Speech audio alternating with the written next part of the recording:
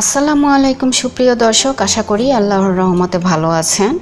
আর কয়দিন পরে ঈদুল আজহা মানে কোরবানি ঈদ, তাই আজকে আমি আপনাদের সাথে শেয়ার করব ঈদ স্পেশাল নেহারি রেসিপি। খুবই সহজ উপায়ে সুস্বাদু মজা করে নেহারি রান্না করে নেওয়া যায়। আমি সবসময় যেভাবে নেহারি রান্না করে থাকি সেই রেসিপিটি আজকে আমি আপনাদের সাথে শেয়ার করতে যাচ্ছি। আশা করছি আজকের রেসিপিটি আপনাদের ভালো লাগবে। তাহলে চলুন শুরু করা যাক। নেহারি রান্না করার জন্য এখানে প্রায় 3 কেজির মতো গরুর পা নিয়েছি। গরুর পা যেভাবে কেটে দিয়েছে ভালো করে পরিষ্কার করে গরম পানি দিয়ে ধুয়ে নিয়েছি। আপনারা চাইলে খাসির পা দিয়েও নেহারি রান্না করতে পারেন। এর জন্য গরম মশলা যা নিয়েছি, এখানে 4 টুকরা নিয়েছি দারচিনি, গোলমরিচ নিয়েছি 12টি, এলাচ ফেটিয়ে নিয়েছি 6টি, লবঙ্গ নিয়েছি 6টি, তেজপাতা নিয়েছি 3টি। সব গরম মশলা এর মধ্যে দিয়ে দিচ্ছি। দিয়ে দিচ্ছি হাফ কাপ পেঁয়াজ বাটা, 2 টেবিল চামচ রসুন বাটা, 2 টেবিল চামচ আদা বাটা, হাফ টেবিল চামচ জিরা বাটা, 1 চা চামচ হলুদ গুঁড়া। হলুদ গুঁড়া পরিমাণে কম দিতে হবে। দিয়ে দিচ্ছি 1.5 টেবিল চামচ ধনে গুঁড়া। ঝাল যে যেরকম খেতে পছন্দ করেন সেই পরিমাণ মরিচ গুঁড়া দিয়ে নেবেন। আমি এখানে 1.5 চা চামচ মরিচ গুঁড়া দিয়ে নিচ্ছি। দিয়ে দিচ্ছি স্বাদ মতো লবণ। ভিউয়ার্স, আমি কিন্তু এর মধ্যে কোনো রকম তেল ব্যবহার করিনি। এর মধ্যে দিয়ে দিচ্ছি গরম পানি। ফুটানো গরম পানি দিলে দ্রুত বলক চলে আসে আর সিদ্ধ হতে সময় কিছুটা কম লাগে। নেড়ে এখন ঢাকনা দিয়ে ঢেকে রান্না করে নিব 1 ঘন্টা। চুলার ফ্লেম ফুল ফ্লেমে রেখেছি। ভিউয়ার্স, আপনারা চাইলে প্রেসার কুকারে রান্না করে নিতে পারেন, সেক্ষেত্রে 45 থেকে 50 মিনিট লাগবে। ফিরে এসেছি 1 ঘন্টা পর। 1 ঘন্টা পর নেড়ে দিচ্ছি একবার। দিয়ে দিচ্ছি এর মধ্যে 5-6টি কাঁচামরিচ। এখন ঢাকনা দিয়ে ঢেকে রান্না করে নেব। চুলার ফ্লেম মিডিয়াম এবং লো ফ্লেমের মাঝামাঝি রেখে 3 থেকে 4 ঘন্টা। ফিরে এসেছি 3 ঘন্টা পর। ভিউয়ার্স, যখন দেখবেন হাড় থেকে মাংস আর রগ ছেড়ে এসেছে তখন বুঝে যাবেন নেহারি হয়ে গিয়েছে।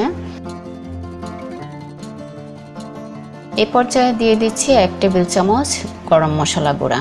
ভিউয়ার্স, আমার চ্যানেলে গরম মশলার রেসিপি দেয়া আছে, আপনারা চাইলে দেখে নিতে পারেন। নেহারি রান্নাতে কিন্তু খুব বেশি মশলা ব্যবহার করতে যাবেন না, তাহলে খেতে ভালো লাগবে না। পরিমাণ মতো মশলা দিয়ে নেহারি রান্না করে নিতে হবে। গরম মশলা গুঁড়া দেওয়ার পর 7 থেকে 8 মিনিটের মতো রান্না করে নিচ্ছি।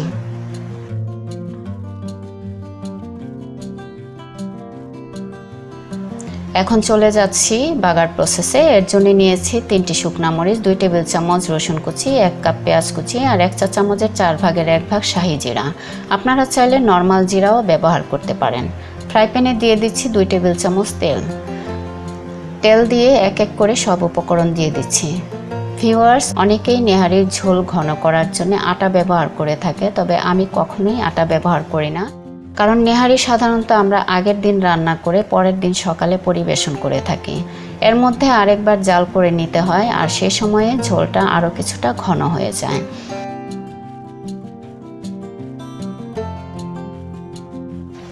পেঁয়াজ রসুন কিছুটা নরম হতে এক সাইড করে রেখে জিরা দিয়ে ফোড়ন দিয়ে নিচ্ছি।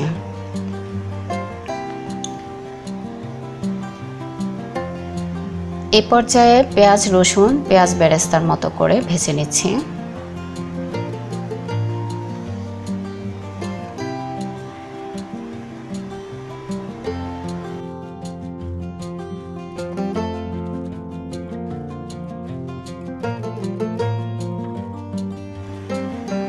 এখন বাগার দিয়ে নিচ্ছি আর চুলার ফ্লেমটা মিডিয়ামে রেখে এখন জাল করে নেব 2 থেকে 3 মিনিট। বাগার দেওয়ার পর খুব বেশি সময় ধরে রান্না করার প্রয়োজন নেই, 2 থেকে 3 মিনিটের মতো রান্না করে নিলেই হয়ে যাবে। ভালো করে নেড়ে দিতে হবে যেন বাগারের সব উপকরণগুলো নেহারির সাথে ভালোভাবে মিশে যায়। আমি কিন্তু 2 টেবিল চামচ তেলই ব্যবহার করেছি। নেহারির উপরে কি পরিমাণ তেল ভেসে উঠেছে দেখতেই পাচ্ছেন। এজন্য তেলের পরিমাণটা খুবই সাবধানে ব্যবহার করতে হবে।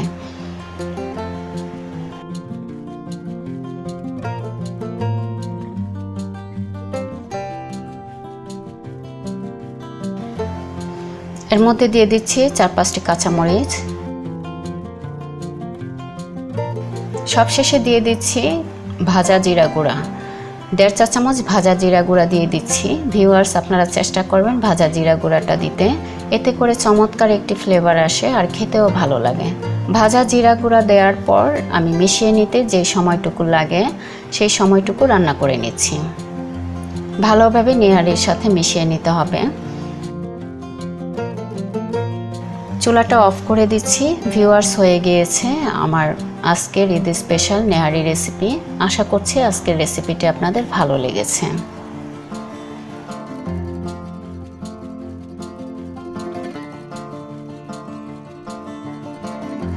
ভিউয়ার্স, দেখতেই পাচ্ছেন ঝোল খুব বেশি পাতলা হয়নি। যে পরিমাণ পাতলা হয়েছে আরেকবার জাল দিলে ঝোল আরও কিছুটা ঘন হয়ে যাবে।